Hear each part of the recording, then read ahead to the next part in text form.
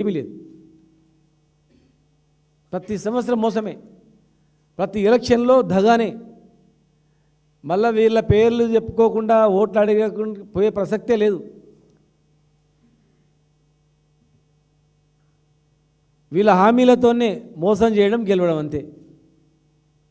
అత్యధిక జనాభా ఉన్నటువంటి వాళ్ళు వీళ్ళ ఓట్ల వల్లనే మేము అధికారంలోకి వచ్చినాం, వీళ్ళ ఓట్ల వల్లనే మేము అనుభవిస్తున్నాం.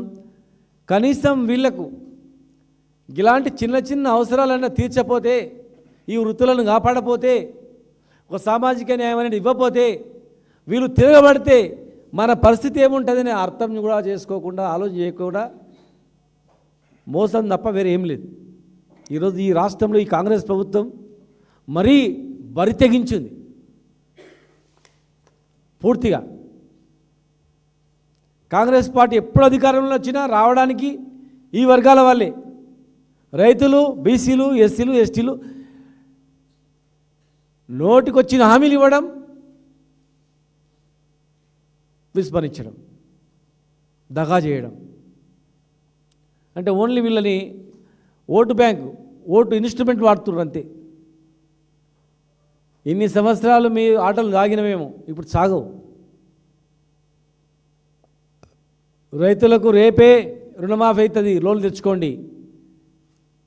రైతులకు, రైతు కూలీలకు, కౌలుదారులకు కూడా మేము ఇస్తాం. కౌలుదారులు ఎక్కువ కూడా బీసీలు ఉన్నారు, ఎస్సీ ఎస్టీలు ఉన్నారు, బీసీ వర్గాలు ఉన్నాయి. మీకు కూడా రైతు బంధు ఇస్తాం, మీకు కూడా భరోసా ఇస్తామన్నారు.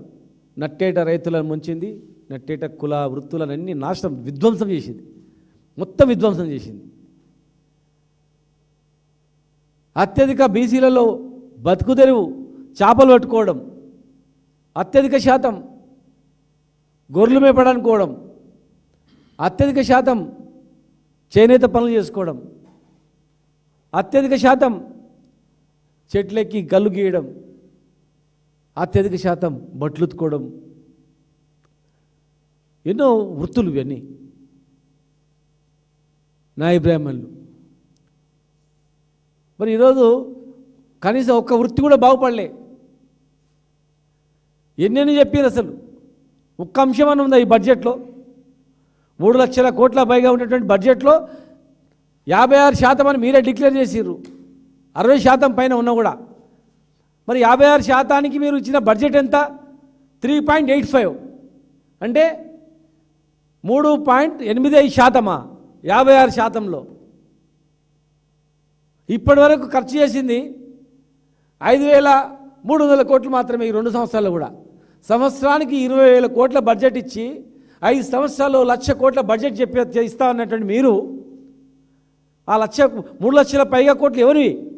ఈ వర్గాల వాళ్ళు పన్ను కడితేనే వచ్చిన డబ్బులు.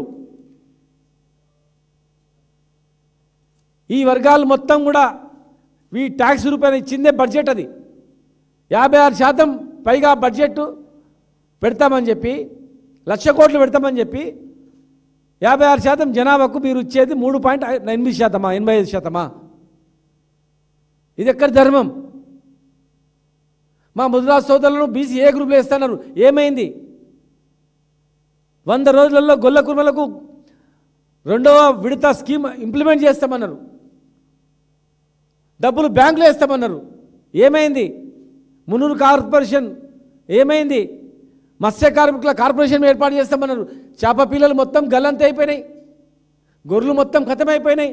కనీసం చనిపోయిన గీతా కార్మికులకు ఇస్తాన్న 10 లక్షల రూపాయల ఎక్స్గ్రేషియా కూడా ఇవ్వకుండా మీరు జీవితాలతో చెలగాటమాడుతూ ఉన్నారు. చేనేత కార్మికులు రోడ్ల మీద పడ్డారు. ఇప్పుడు ఒక్క సబ్సిడీ లేదు, పట్టించుకుని నాతుడే లేడు, మళ్ళీ ఉరితాడు దిక్కుపోయింది వాళ్ళకు. ఎంబీసీ కులాలకు బజార్లు ఏర్పాటు చేస్తాం, మండల కేంద్రాలు షాపులు ఇస్తామన్నారు, వాషింగ్ మిషన్ ఇస్తామన్నారు. ఏమైపోయినాయి? ఎక్కడ పోయినాయి మీ వాషింగ్ మిషన్లు? ఎక్కడ పోయినాయి? ఈ వర్గాలు మీకు బట్టలు ఉతకపోతే మీరు బట్టలు తొడుతారా? ఈ వర్గాల వాళ్ళు మీకు కటింగ్ చేయకపోతే మీరు ఏ రకంగా ఉంటారో ఆలోచన చేసినరా? ఈ ప్రభుత్వంలో ఉన్నటువంటి వాళ్ళందరూ కూడా శ్రమదోపిడి చేయించుకొని ఇవాళ మీరు విస్మరిస్తారా? ఓట్లు వేయించుకొని పక్కకు జరుగుతారా? అంటే వీళ్ళు ఎవరేమో చేయరన్నా మీ ఉద్దేశం? వైన్ షాప్లలో రిజర్వేషన్ అన్నారు, లేదు. ఆత్మగౌరవ భవనాలు దాదాపు 10,000 కోట్ల విలువైనటువంటి భూములను మేము కేటాయిస్తే ఒక 3-4 యాదవ గురువ 3-4 బిల్డింగ్లు కట్టినాం. మిగతా ఇంతవరకు కట్టలే, నిధులు కేటాయించలే. ఆ భూములు అమ్ముకోవాలని చూస్తున్నారా? ఎందుకు నిధులు కేటాయిస్తలేరు? మేము కట్టిన బిల్డింగ్లకు రిబ్బన్ కట్ చేసారు. మా కురువ భవనం మేము బిల్డింగ్ కట్టిస్తే వచ్చి రిబ్బన్ కట్ చేసారు. కథం అంతే. కనపడట్లేదా? మెగా పవర్ రూమ్లు ఏర్పాటు చేస్తామన్నారు. మా నారాయణపేట జిల్లాలో, కొత్తకోటలో, జనగాంలో, సిరిసిల్లాలో ఏది లేదు. పోచంపల్లికి మనం పోతే మళ్ళీ ఉరితాడు దిక్కైంది సార్ అని చెప్తున్నాం. ఏం లేదు, ఎక్కడ కూడా ఏం లేదు. మా విశ్వకర్మ జాతిలో ఉన్నట్టు అందరూ కూడా మళ్ళీ రోడ్డు మీదకి వచ్చేసారు. వెదురు బొంగులకు పోతే కూడా, వెదురు బొంగులు చేయడానికి మా మేదర సోదరులు పోతే కూడా అది కూడా లేదు. సబ్సిడీ లేదు, ఏం లేదు, రుణాలు లేవు, ఏం లేవు. ఈరోజు ఒక ఫ్రీగా ఒక పైసా ఖర్చు కాకుండా ఇచ్చేటువంటిది విద్యా ఉద్యోగాలలో కూడా మీ ప్రస్తావన లేదు. స్థానిక సంస్థల్లో దాని మీద ప్రస్తావన లేదు. బడ్జెట్లో ఏది ప్రస్తావన లేదు. ఎంబీసీ కులాల మీద ఏదో ప్రేమ ఉన్నట్ల వాళ్ళని సపరేట్గా మీకు మంత్రిత్వ శాఖ ఇస్తాం, ప్రత్యేక నిధులు ఇస్తాం. ఒక్క పైసా లేదు. 10 కార్పొరేషన్లు ఏర్పాటు చేసిండ్రు. నిధులు 2 సంవత్సరాలు కేటాయించి ఒక్క సున్నా ఖర్చు పెట్టింది లేదు. కేవలం చైర్మన్ నియమిస్తున్నారు, బిల్డింగులు కూడా లేవు. ఒక్క దగ్గర నిధులు కేటాయించి ఇచ్చింది లేదు. సహకార శాఖలు నమోదైనటువంటి వాళ్ళకు 10 లక్షల రూపాయలు సొసైటీకి ఇస్తామన్నారు. ఒక్క పైసా ఇచ్చింది లేదు ఏ సొసైటీ కూడా. ఇంత దగ, ఇంత మోసమా?